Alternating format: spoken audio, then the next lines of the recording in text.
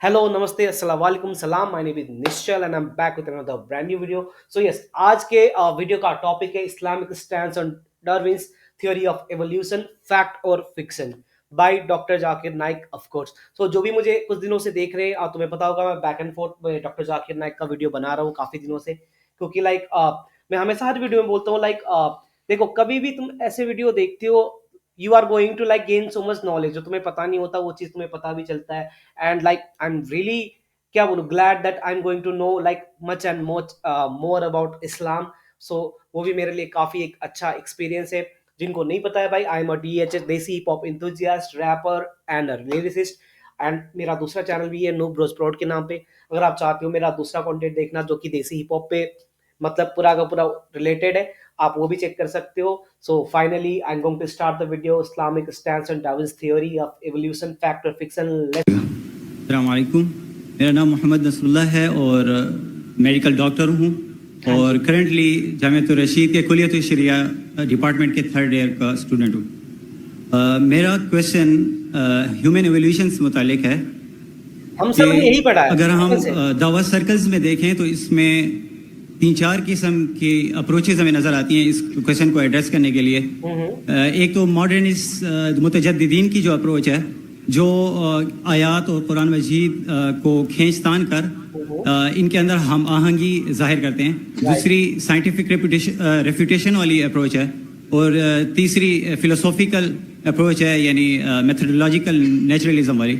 तो आपसे आपको ओपिनियन जाना था कि इनमें से इफेक्टिव आप किसको जानते हैं, क्योंकि साइंटिफिक अप्रोच पे भी एतराज़ किया जाता है कि उनमें माइनॉरिटी ओपिनियन लिया जाता है साइंटिस्ट का, जबकि कंसेंसस उनका एवोल्यूशन के होने पर है।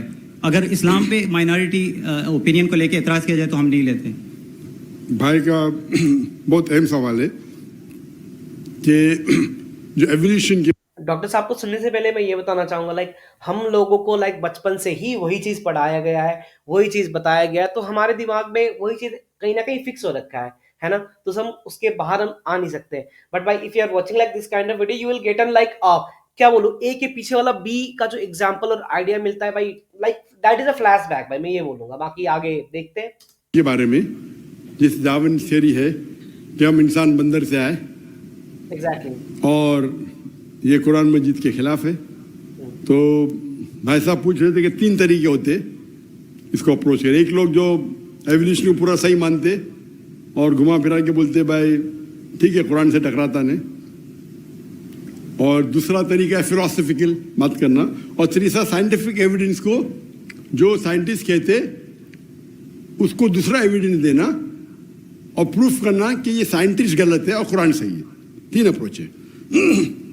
मैं मानता हूं आखिरी अप्रोच में कि मेरे नजदीक, क्योंकि human beings evolve from ape is not a scientific fact according to me. A scientific fact, why this is not a fact, because जो चीज हो रखा है, ठीक है, सो कहीं भी ऐसा कुछ दस्तावेज नहीं है, कहीं ऐसा प्रूफ नहीं है कि एग्जैक्टली यही हुआ है। That is also a theory, ठीक है। सो वो भी एक थ्योरी है, हम जो बचपन से पढ़ते आ रहे हैं, दैट्स अ थ्योरी, ठीक है। फैक्ट तो भाई 100% कोई भी लगा के बता ही नहीं सकता वो। नहीं है, ये हाइपोथेसिस है मेरे नजदीक। राइट, मैं जानता हूं कि अभी पहले तो बहुत कम साइंटिस्ट, कुछ दौर था कि ज्यादा साइंटिस्ट मानते थे डार्विन में, बाद में कम हो गए, एग्जैक्टली, फिर बड़े ऊपर नीचे होते रहता है। लेकिन आज की तारीख में भी पहले ऐसा था कि अक्सर अगर आप पूछेंगे 1 to 1 तो अक्सर अग्री नहीं करते थे। मैं चंद साल पहले की बात करूं, लेकिन अभी आप करेंगे, लास्ट जो मैंने सर्वे किया था,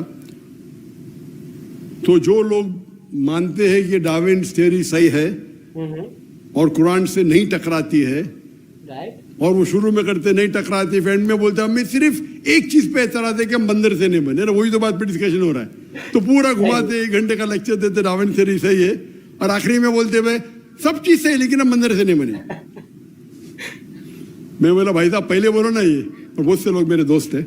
मेरे को ये चीज काफी अच्छा लगता है, whenever he try to teach you ना, तो वहां पे ना एक फन एलिमेंट भी होता है और एक दोस्त के हिसाब से समझाने वाला तरीका कि भाई ये नहीं ये है। तो मेरे को वो चीज काफी अच्छी लगती है डॉक्टर साहब का।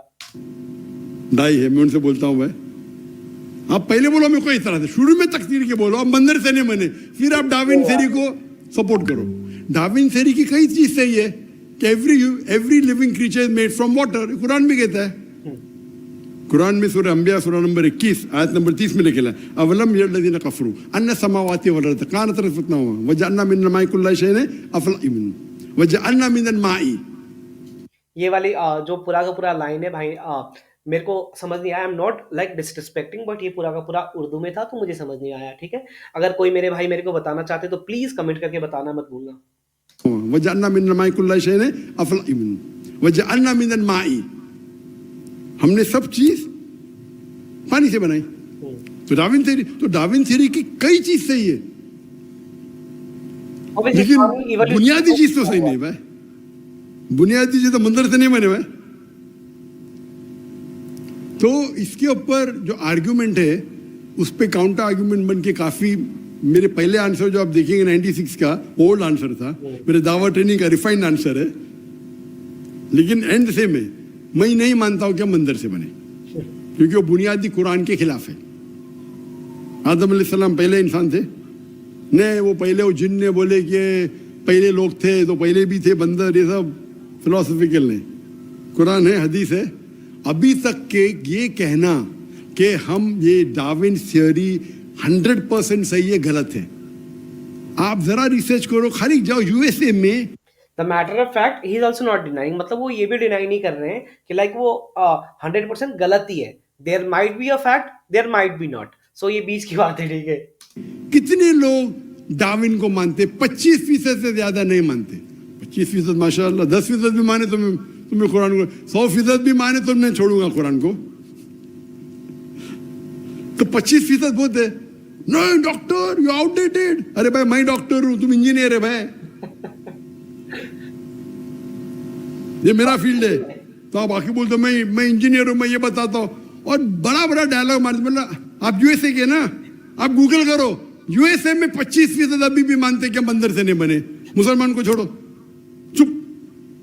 तो अपने लेक्चर में बोलते आप मुसलमान भड़को मत, हमको मानना चाहिए डार्विन थ्योरी में, डार्विन थ्योरी सही है, ये जो बाकी दाई आपको बेवकूफ बना रहे, ब्ला ब्ला ब्ला ब्ला। आज दुनिया तरक्की कर चुकी है, झूठ बोल रहे।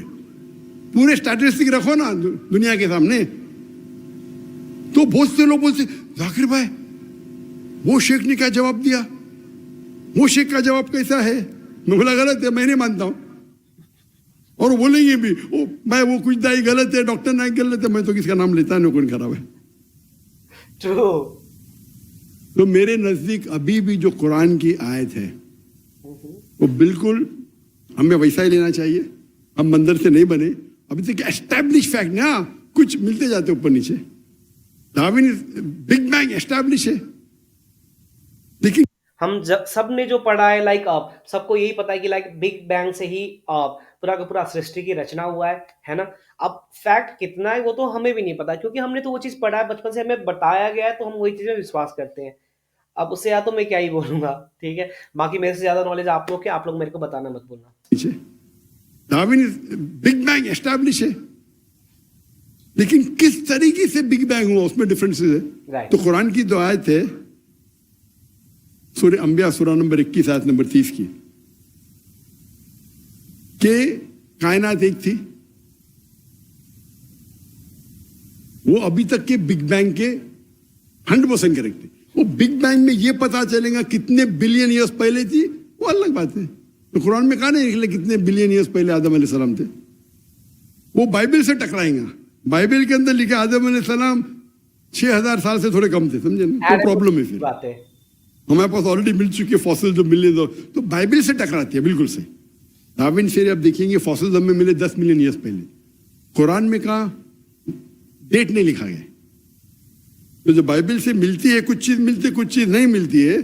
और कुरान और हदीस में लिखा है कि बल्लिगोनी वाला आया, एक आयत भी पेश करो। और आप नसारा और यहूदी की किताबों को अगर टकराते नहीं तो इस्तेमाल कर सकते, टकराते नहीं तो इजाजत है। तो जब भी कोई भी दूसरी किताब मजहबी किताब मिलेंगी मेरे को भी यही चीज लगता है कहीं ना लाइक जितने भी मजहब वाली किताब है, जितने भी लाइक ग्रंथ है, तो उसमें ये होता है कि कहीं ना चीजें मैच करती है। अब मुझे नहीं पता कि कितना फैक्ट है कितना नहीं है, बट मैंने जितना सुना है मेरे को भी ऐसा ही लगता है। चाहे वो बाइबल हो, चाहे गीता हो, चाहे कुरान हो, कहीं ना कहीं लाइक बातें एक ही चीज के इर्द गिर्द मतलब अराउंड में रिवॉल्व करते हैं, और ये बात फैक्ट है। जो एक जमाने में हम कहते हैं कि इंजील वही है, लेकिन ये बाइबल इंजील नहीं है, ये बाइबल है, इंसान की लिखी हुई, इंजील नहीं है। तो ये बाइबल में से जो चीज कुरान से मिलती है, हमें कोई एतराज नहीं मानने के लिए कि अल्लाह का कलाम है। जो टकराती है वो बिल्कुल नहीं मानेंगे, जो नहीं टकराती है सच भी हो सकती, गलत भी हो सकती, क्लियर स्टेटमेंट। ये उसूल है शरिया का। तो जहां तक कि डार्विन थियरी है, वी अप्रोच साइंटिफिक, और अब मेरा लेटेस्ट आंसर, लेटेस्ट मतलब अभी तो पुराना हो गया, जो लास्ट हर साल अपडेट करना मुश्किल है, 2016 में क्या था। तो मेरा आंसर जो देखेंगे, जो पुराने वीडियोस में है वो डिफरेंट है, और नए वीडियोस में उसमें न्यू एविडेंस है। इंशाल्लाह भी नया रिसर्च करके और एक नया आंसर होना चाहिए, लेकिन ये बिल्कुल बेबुनियाद है। हमें कुरान की आयत और हदीस पे पूरा यकीन है जो सही है, और बहुत सी चीजें हमें पता चलती बाद में। Hope the answer the question.